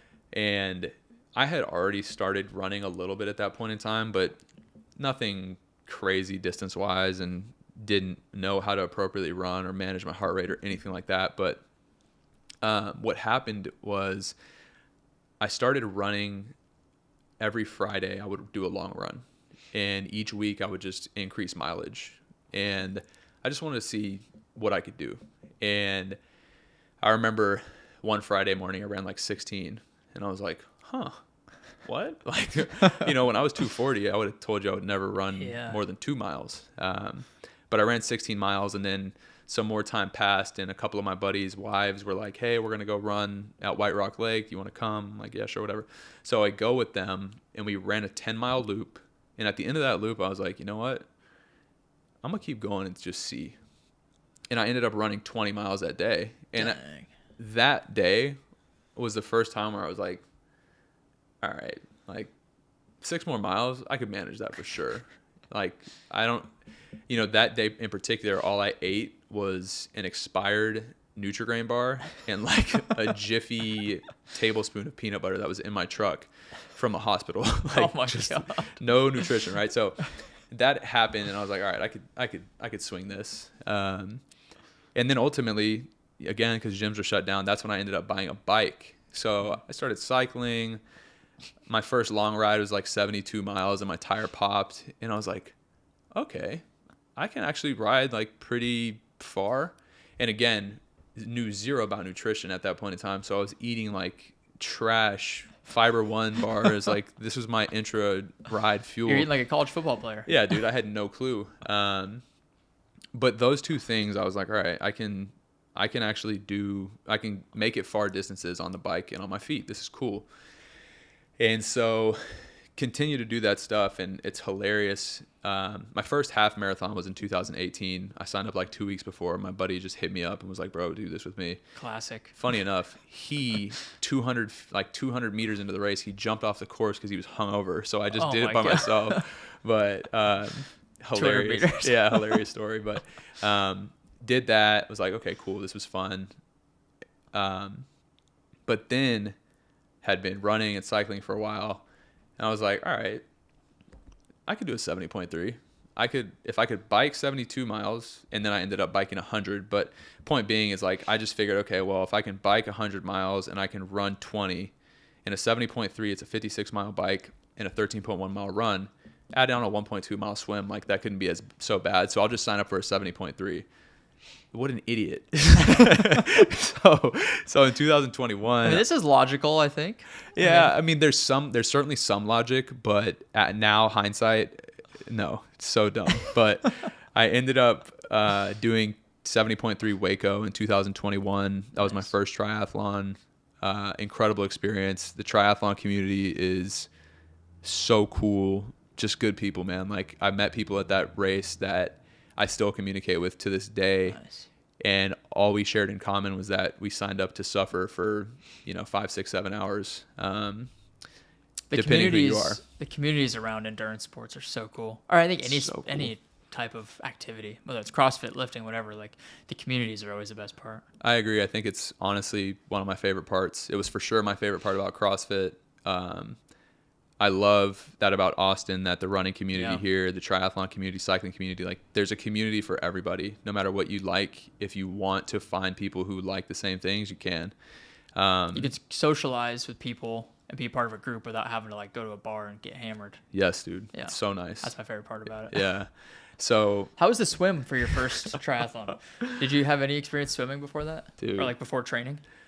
So no. So this is what's funny and why I think I'm an idiot in hindsight is you have a coach now and you're a damn good runner.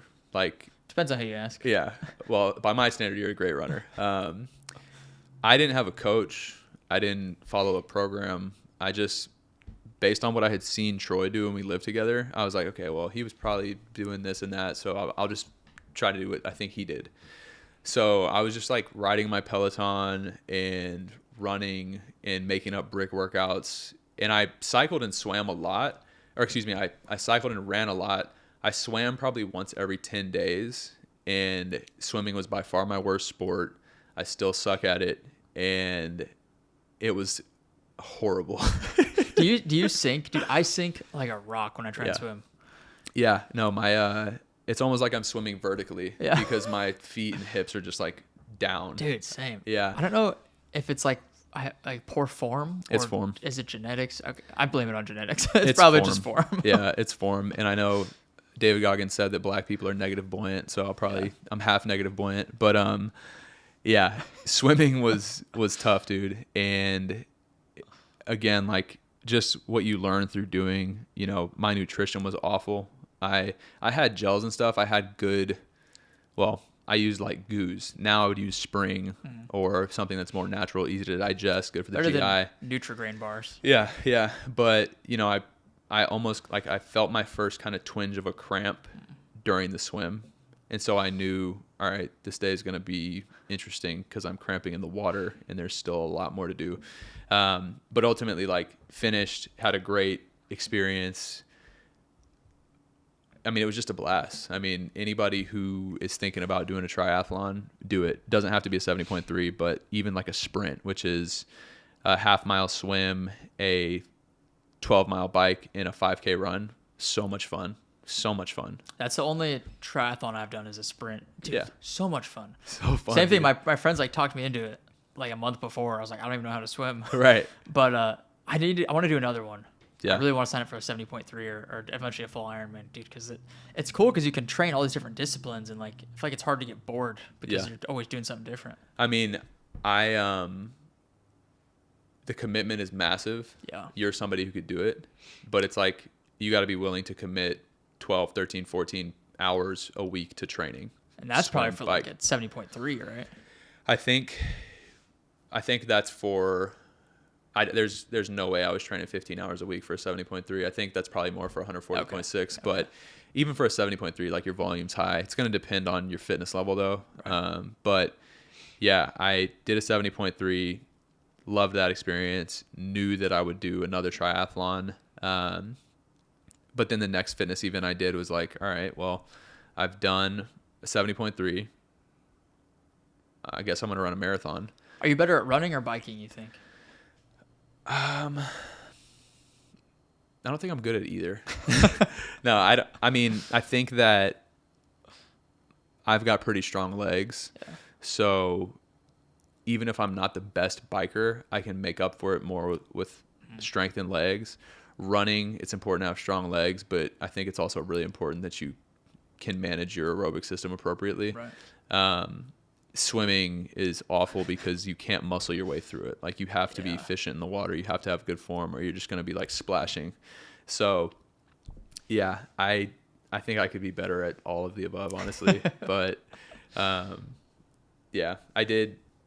That was going to be my first marathon. Before I did that too, I actually did High Rocks, which I don't know if you've heard of, but High Rocks was really cool. Those seem fun. Really fun. Yeah. But the marathon, dude, and we alluded to this earlier, I loved so much the process, the build, you know, having my weekly workouts written out for me, knowing, all right, I got 8 miles easy today.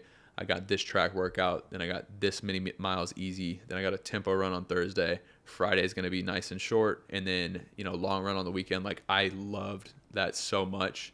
And I also showed myself that, you know, honestly, I never would have imagined that I'd run like 50 miles in a week, which to me, I mean, that's a ton, right? Like that was by far more than I had ever run in my life. So this was training for your first full marathon? Yeah. Yeah. So that was a really cool experience to be able to show myself like, hey, you can do that. Did you have a coach at that point yet?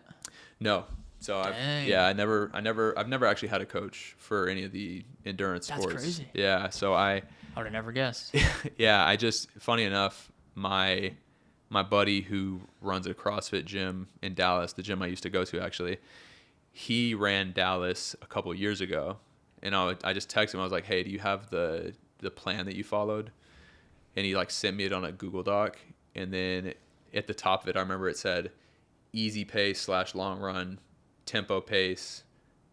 You know, it gave me these different paces. And then I put in my goal time and what the pace was necessary to meet that time. And like, that's what I trained under, which was not appropriate based on my fitness level, but that's all I knew since I didn't have a coach. Do you think it was too ambitious of a goal? I think that the times for which I trained were not appropriate for my fitness level, which I think probably backfired in some ways. I think, for example, it told me that my easy pace should be like 750 or like my long run pace should be like 750, when my opinion would be that my easy pace should have been more than 9 minutes, because I really needed to build my base. You know, I had never gone through a true base building phase. I had always just operated from the football mindset, which was full speed for 7 seconds. So I would go out for a 6 mile run and just haul ass. And my average heart rate was typically like above 180. And I just thought like, oh yeah, like I'm so fit. Like, no, like, but you know, I figured out that, in order for me to actually run fast and improve my aerobic base, I have to run slower to do that. And so I learned throughout that process. And that's why, you know, without doing these things, without failing, you can't learn. Yeah. You know, like I set a goal to run a sub 3 in my first marathon. And like, no, I mean, like to be honest with you, I think that even if I appropriately trained my nutrition, because I think the biggest hindrance of me meeting that goal on race day was my stomach, for sure. What did you end up running time wise? I ran a 3:25.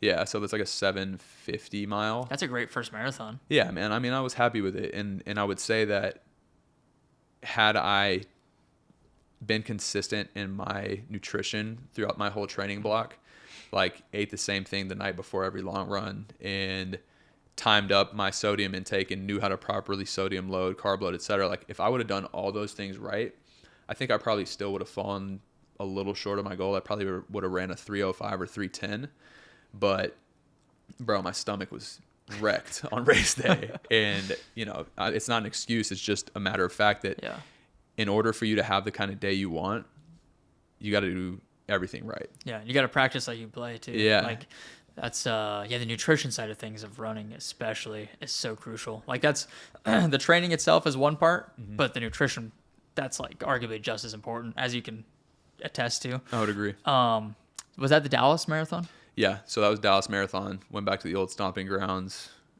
It was a blast. We'll definitely run another marathon. What year did you run that one? 2022. Yeah. So it's December, right? Okay, so that was this last December. So like 8 months ago-ish. Yeah. Have you ran one since then?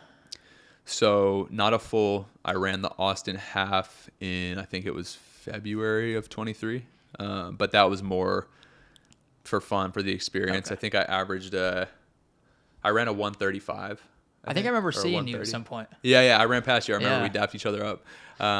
I think I ran a 135, which is that's great. I think that's like a 7:15 pace. Yeah. That's like a 3:15 equivalent, I think. Yeah. But were you going for like a certain pace, really, or just like no having fun with it? No, dude. I got done with Dallas and was just running 20 miles a week.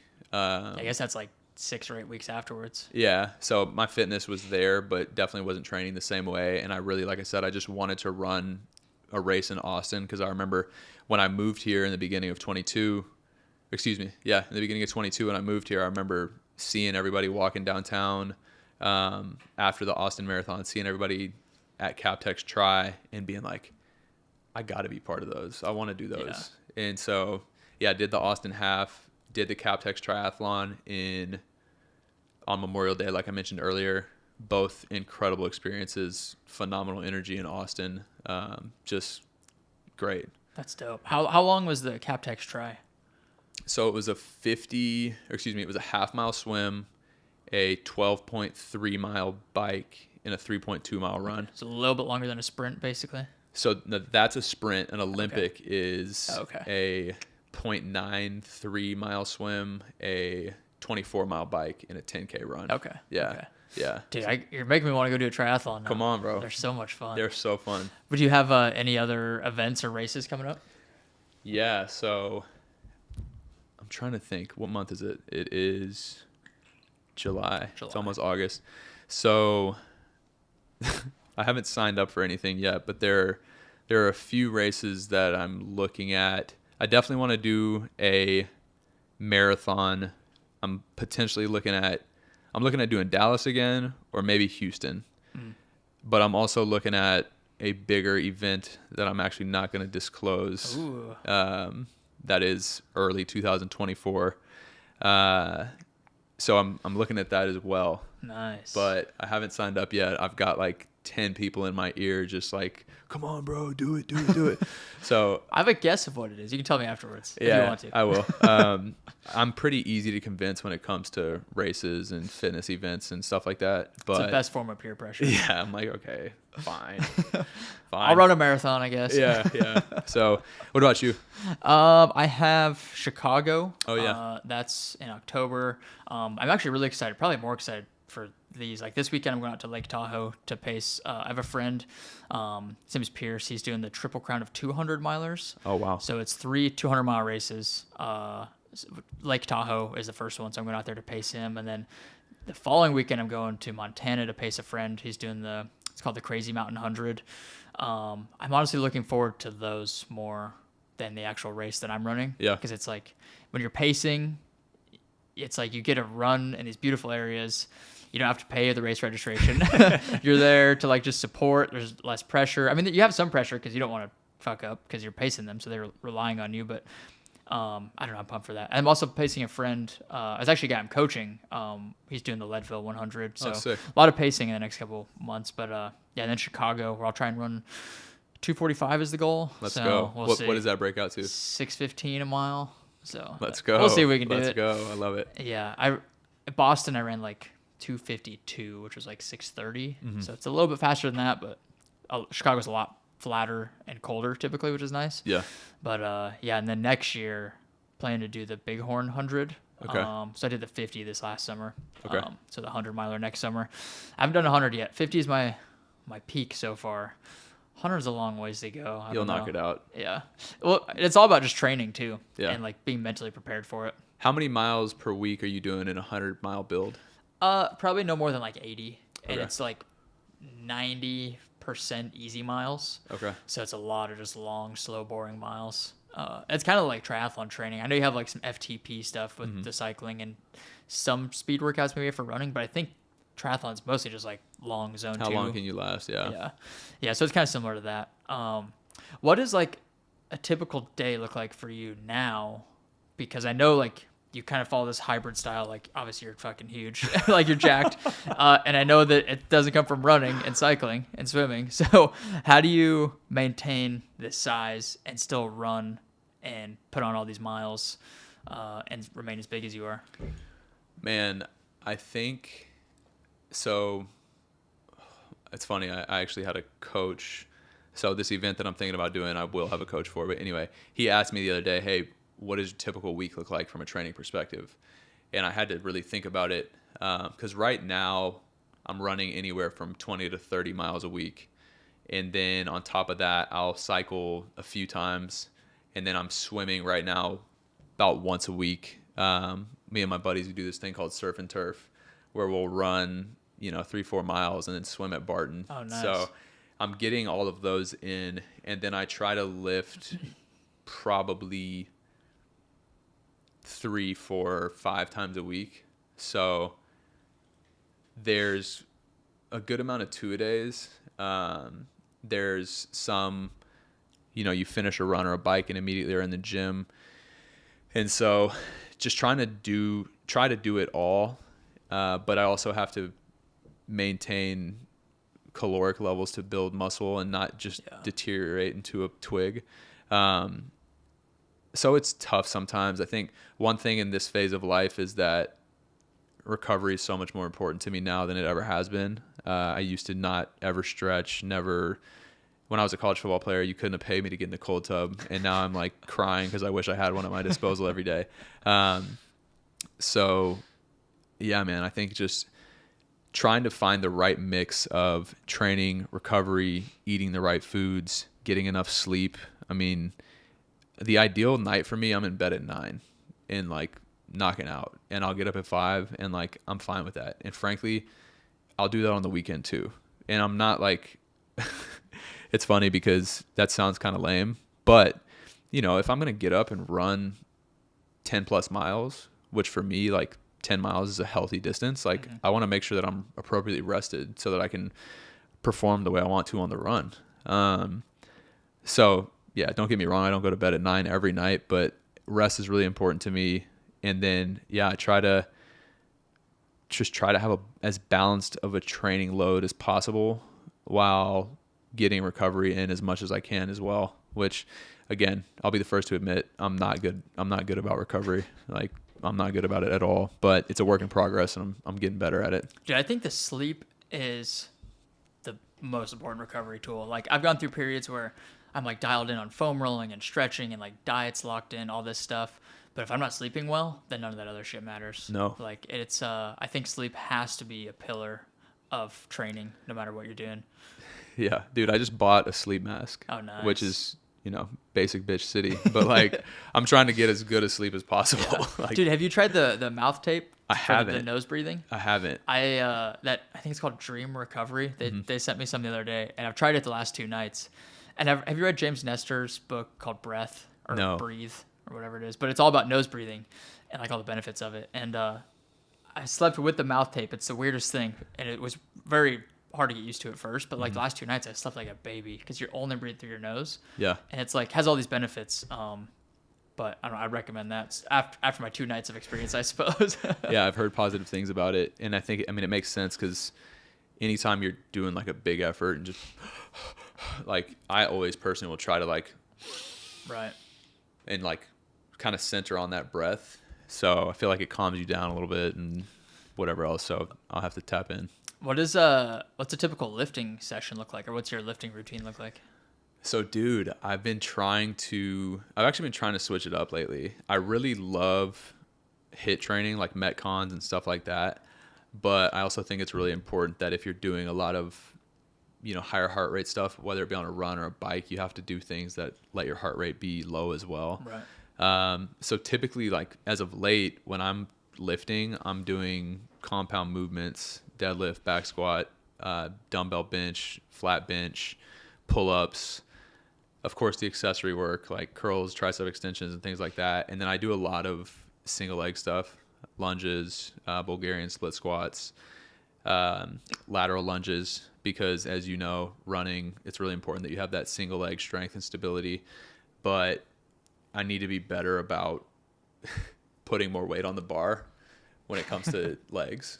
And I don't know, dude. I honestly think that during my marathon build, my leg strength dwindled a little bit, which it makes sense, but I need to build some more of that back up. Cause dude, after this trail race this past weekend, we had 6 ascents and descents, and my quads and glutes were just wrecked. I'm talking about wrecked. And I think, if I was doing some more lower body stuff, maybe that wouldn't have been the case. Yeah. But it's all, I'm not following a specific split like push pull day or legs or whatever. I'll typically do, like, if I lift 4 days in a week, then I'll do one day that's dedicated solely to legs, and then I'll do a push day with chest and tri. I'll do a back and bi day, and then I'll do kind of like a full body day on the 4th day. That's almost identical to what I do. Really? Yeah, when I started incorporating the like single leg stuff and more like functional type of movements, like I love kettlebells. I'll incorporate those as much as I can. That's where I felt like my running getting a lot stronger too, because it's like the compound movements are great for overall strength, but they don't do a lot for like those little stability muscles and your balance and all that other stuff. And so, yeah, I think this single leg stuff is huge, because like freaking profound realization I had was that running is a single leg activity. Yeah. Like when I realized like, oh, you're never on both legs at the same time, I was like, shit, that makes a lot of sense. And so when I started doing a lot of that stuff, that made the biggest difference for me. And I still I love deadlift. Deadlift's by far my favorite lift. And so I'll like load up a lot of weight on there. I'll still do like sets of 3 or 5 on that. Never really anything lower than that. Like never 1 rep max or anything. But yeah, I hate back squat. I love goblet squats. Those are good because they're a little bit more functional. You don't load the spine. Right. Yeah. Yeah. So I don't know. That's interesting. That's exactly how you train. I'm just not as big as you. Gotta eat more. Yeah. No, you eat a lot though, right? I mean, I love some food. At least a gallon of raw milk a day. At least. What's your diet look like? Because that's like you mentioned earlier, like you're burning a shit ton of calories. Like you're not going to maintain size if you're not replenishing that. So what I've found works best for me is the path of least resistance and minimal effort when it comes to nutrition. So literally, dude, like ground turkey or chicken and rice or sweet potatoes and like spinach or Brussels sprouts or like a mixed veggies. And like, it's not sexy, but I would eat that every single meal and be fine with it because I don't have to think about it. Like if you ask me, hey, what do you want for dinner tonight? Or what do you want to have? I'm like, oh God, I don't know. But at the same time, I think balance is really important. And I've got a bad sweet tooth and I love pizza and I will destroy those things if you put them in front of me. And so I think, 80-20 is important. It's like during the week, especially like clean, hyper focused. And then on the weekend, I'm not like binging 10,000 calories of ice cream, but if I want a cookie from Crumble or if I want a pizza from Via 313 or wherever it may be, that's fine. And I'm still going to train and do the same things, but life's too short to restrict yourself. And I think one thing that this thought crossed my mind earlier, but a big takeaway I had when I did go to therapy was being physically fit is not the same thing as being healthy. And I would so much rather be healthy than just be this like physically fit person who looks like they take care of themselves, because it's not sustainable to limit yourself all the time. So yeah, I eat the same meals typically for lunch and dinner. Breakfast is typically eggs, sourdough toast, peanut or almond butter and a banana with honey. And that's pretty much how I get down. I'm assuming you don't like track calories or macros or any of that. I have my FitnessPal, but the reason that I use it is primarily just to make sure I'm getting enough protein. Right. Because that's kind of one of the things that I think is most important to being able to recover and maintain any level of muscle mass if you're training a lot, is making sure that you're getting enough protein to hang on to that muscle. So do you track every day, or just like when you're, because I mean, if you're eating the same thing every day, you pretty much know. No, I don't. Not every day. I mean, like you said, I pretty much know exactly what's going in. Yeah, and I think that's something I've learned too, is that one, the balance is super important, and two, like over time, like if you generally just eat the same things every day or 5-6 days a week, like your body likes it because it's consistent, as long as it's healthy, obviously. And like just being intuitive of like, if you feel hungry, it's probably typically your body telling you like, hey, we need some more calories. For sure. If you're staying consistent with everything and you're not like all over the place all the time, because then that's where it can get really weird, I think. But yeah, I think a lot of it just comes down to the consistency, and like, yeah, that balance is so key to like not miss out on going to dinner with your girlfriend or with your friends because they're going to get pizza on Friday night. Like, just go do it. Like, you're going to be okay. Don't do it every single night. 100%. But yeah, that balance is so key. And I think it avoids burnout too.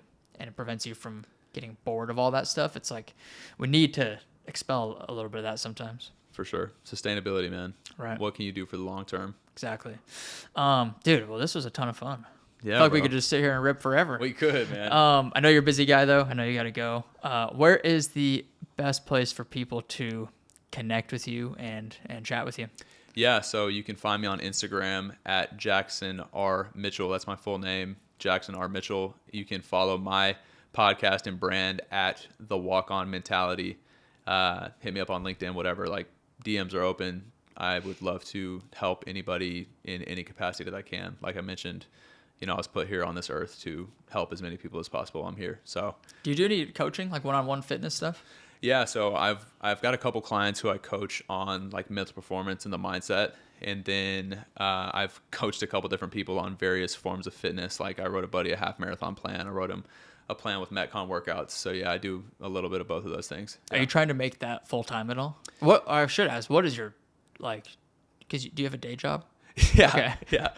You don't just work out all day? No. So I sell software by day, and then I'm a motivational speaker, podcaster, entrepreneur, and various different things by day and night.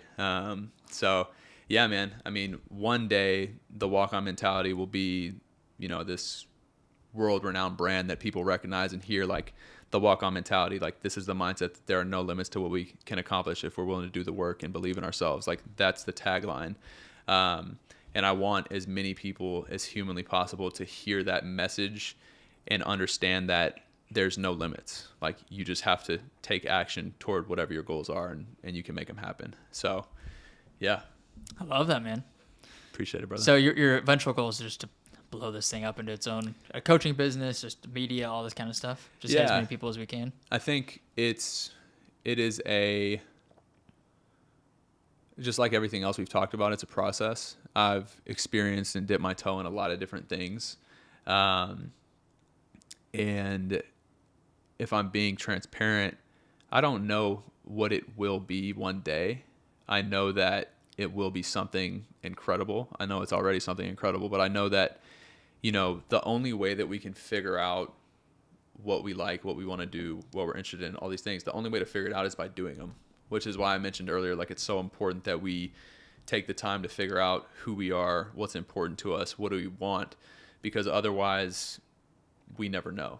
So, like I mentioned, I mean, the public speaking thing is pretty new. Like, I've got a couple opportunities coming up where I'm going to be able to share this message and hopefully impact at least one person in the audience. Nice. And inspire them to go do something that they maybe didn't think was possible. And so, yeah, man, coaching, consulting businesses, because if the whole team has this mentality, then there's no limits to what that team can accomplish. So, individual, team, business, public speaking, podcast, like, you name it, it's gonna be something. I love that, man. Well, let's make this thing full time. Yeah. Dude, I want to see you win. I think you're already winning, but I want to see you keep winning. I appreciate that, brother. Dude, I love that, you man. too. I appreciate it, man. Well, this was a ton of fun, dude. You're crushing life, doing some amazing things, helping a lot of people, lots of inspiration. So I appreciate you coming on and sharing your journey with us. Man, thanks for having me, and the feelings are reciprocated toward you as well. Keep doing your thing. It's inspiring. I appreciate it. All right. We'll see you later. Thank you so much for tuning into the show. If you enjoyed this episode, please make sure to subscribe to the channel, leave a review, and share it with a friend. We'll see you in the next one.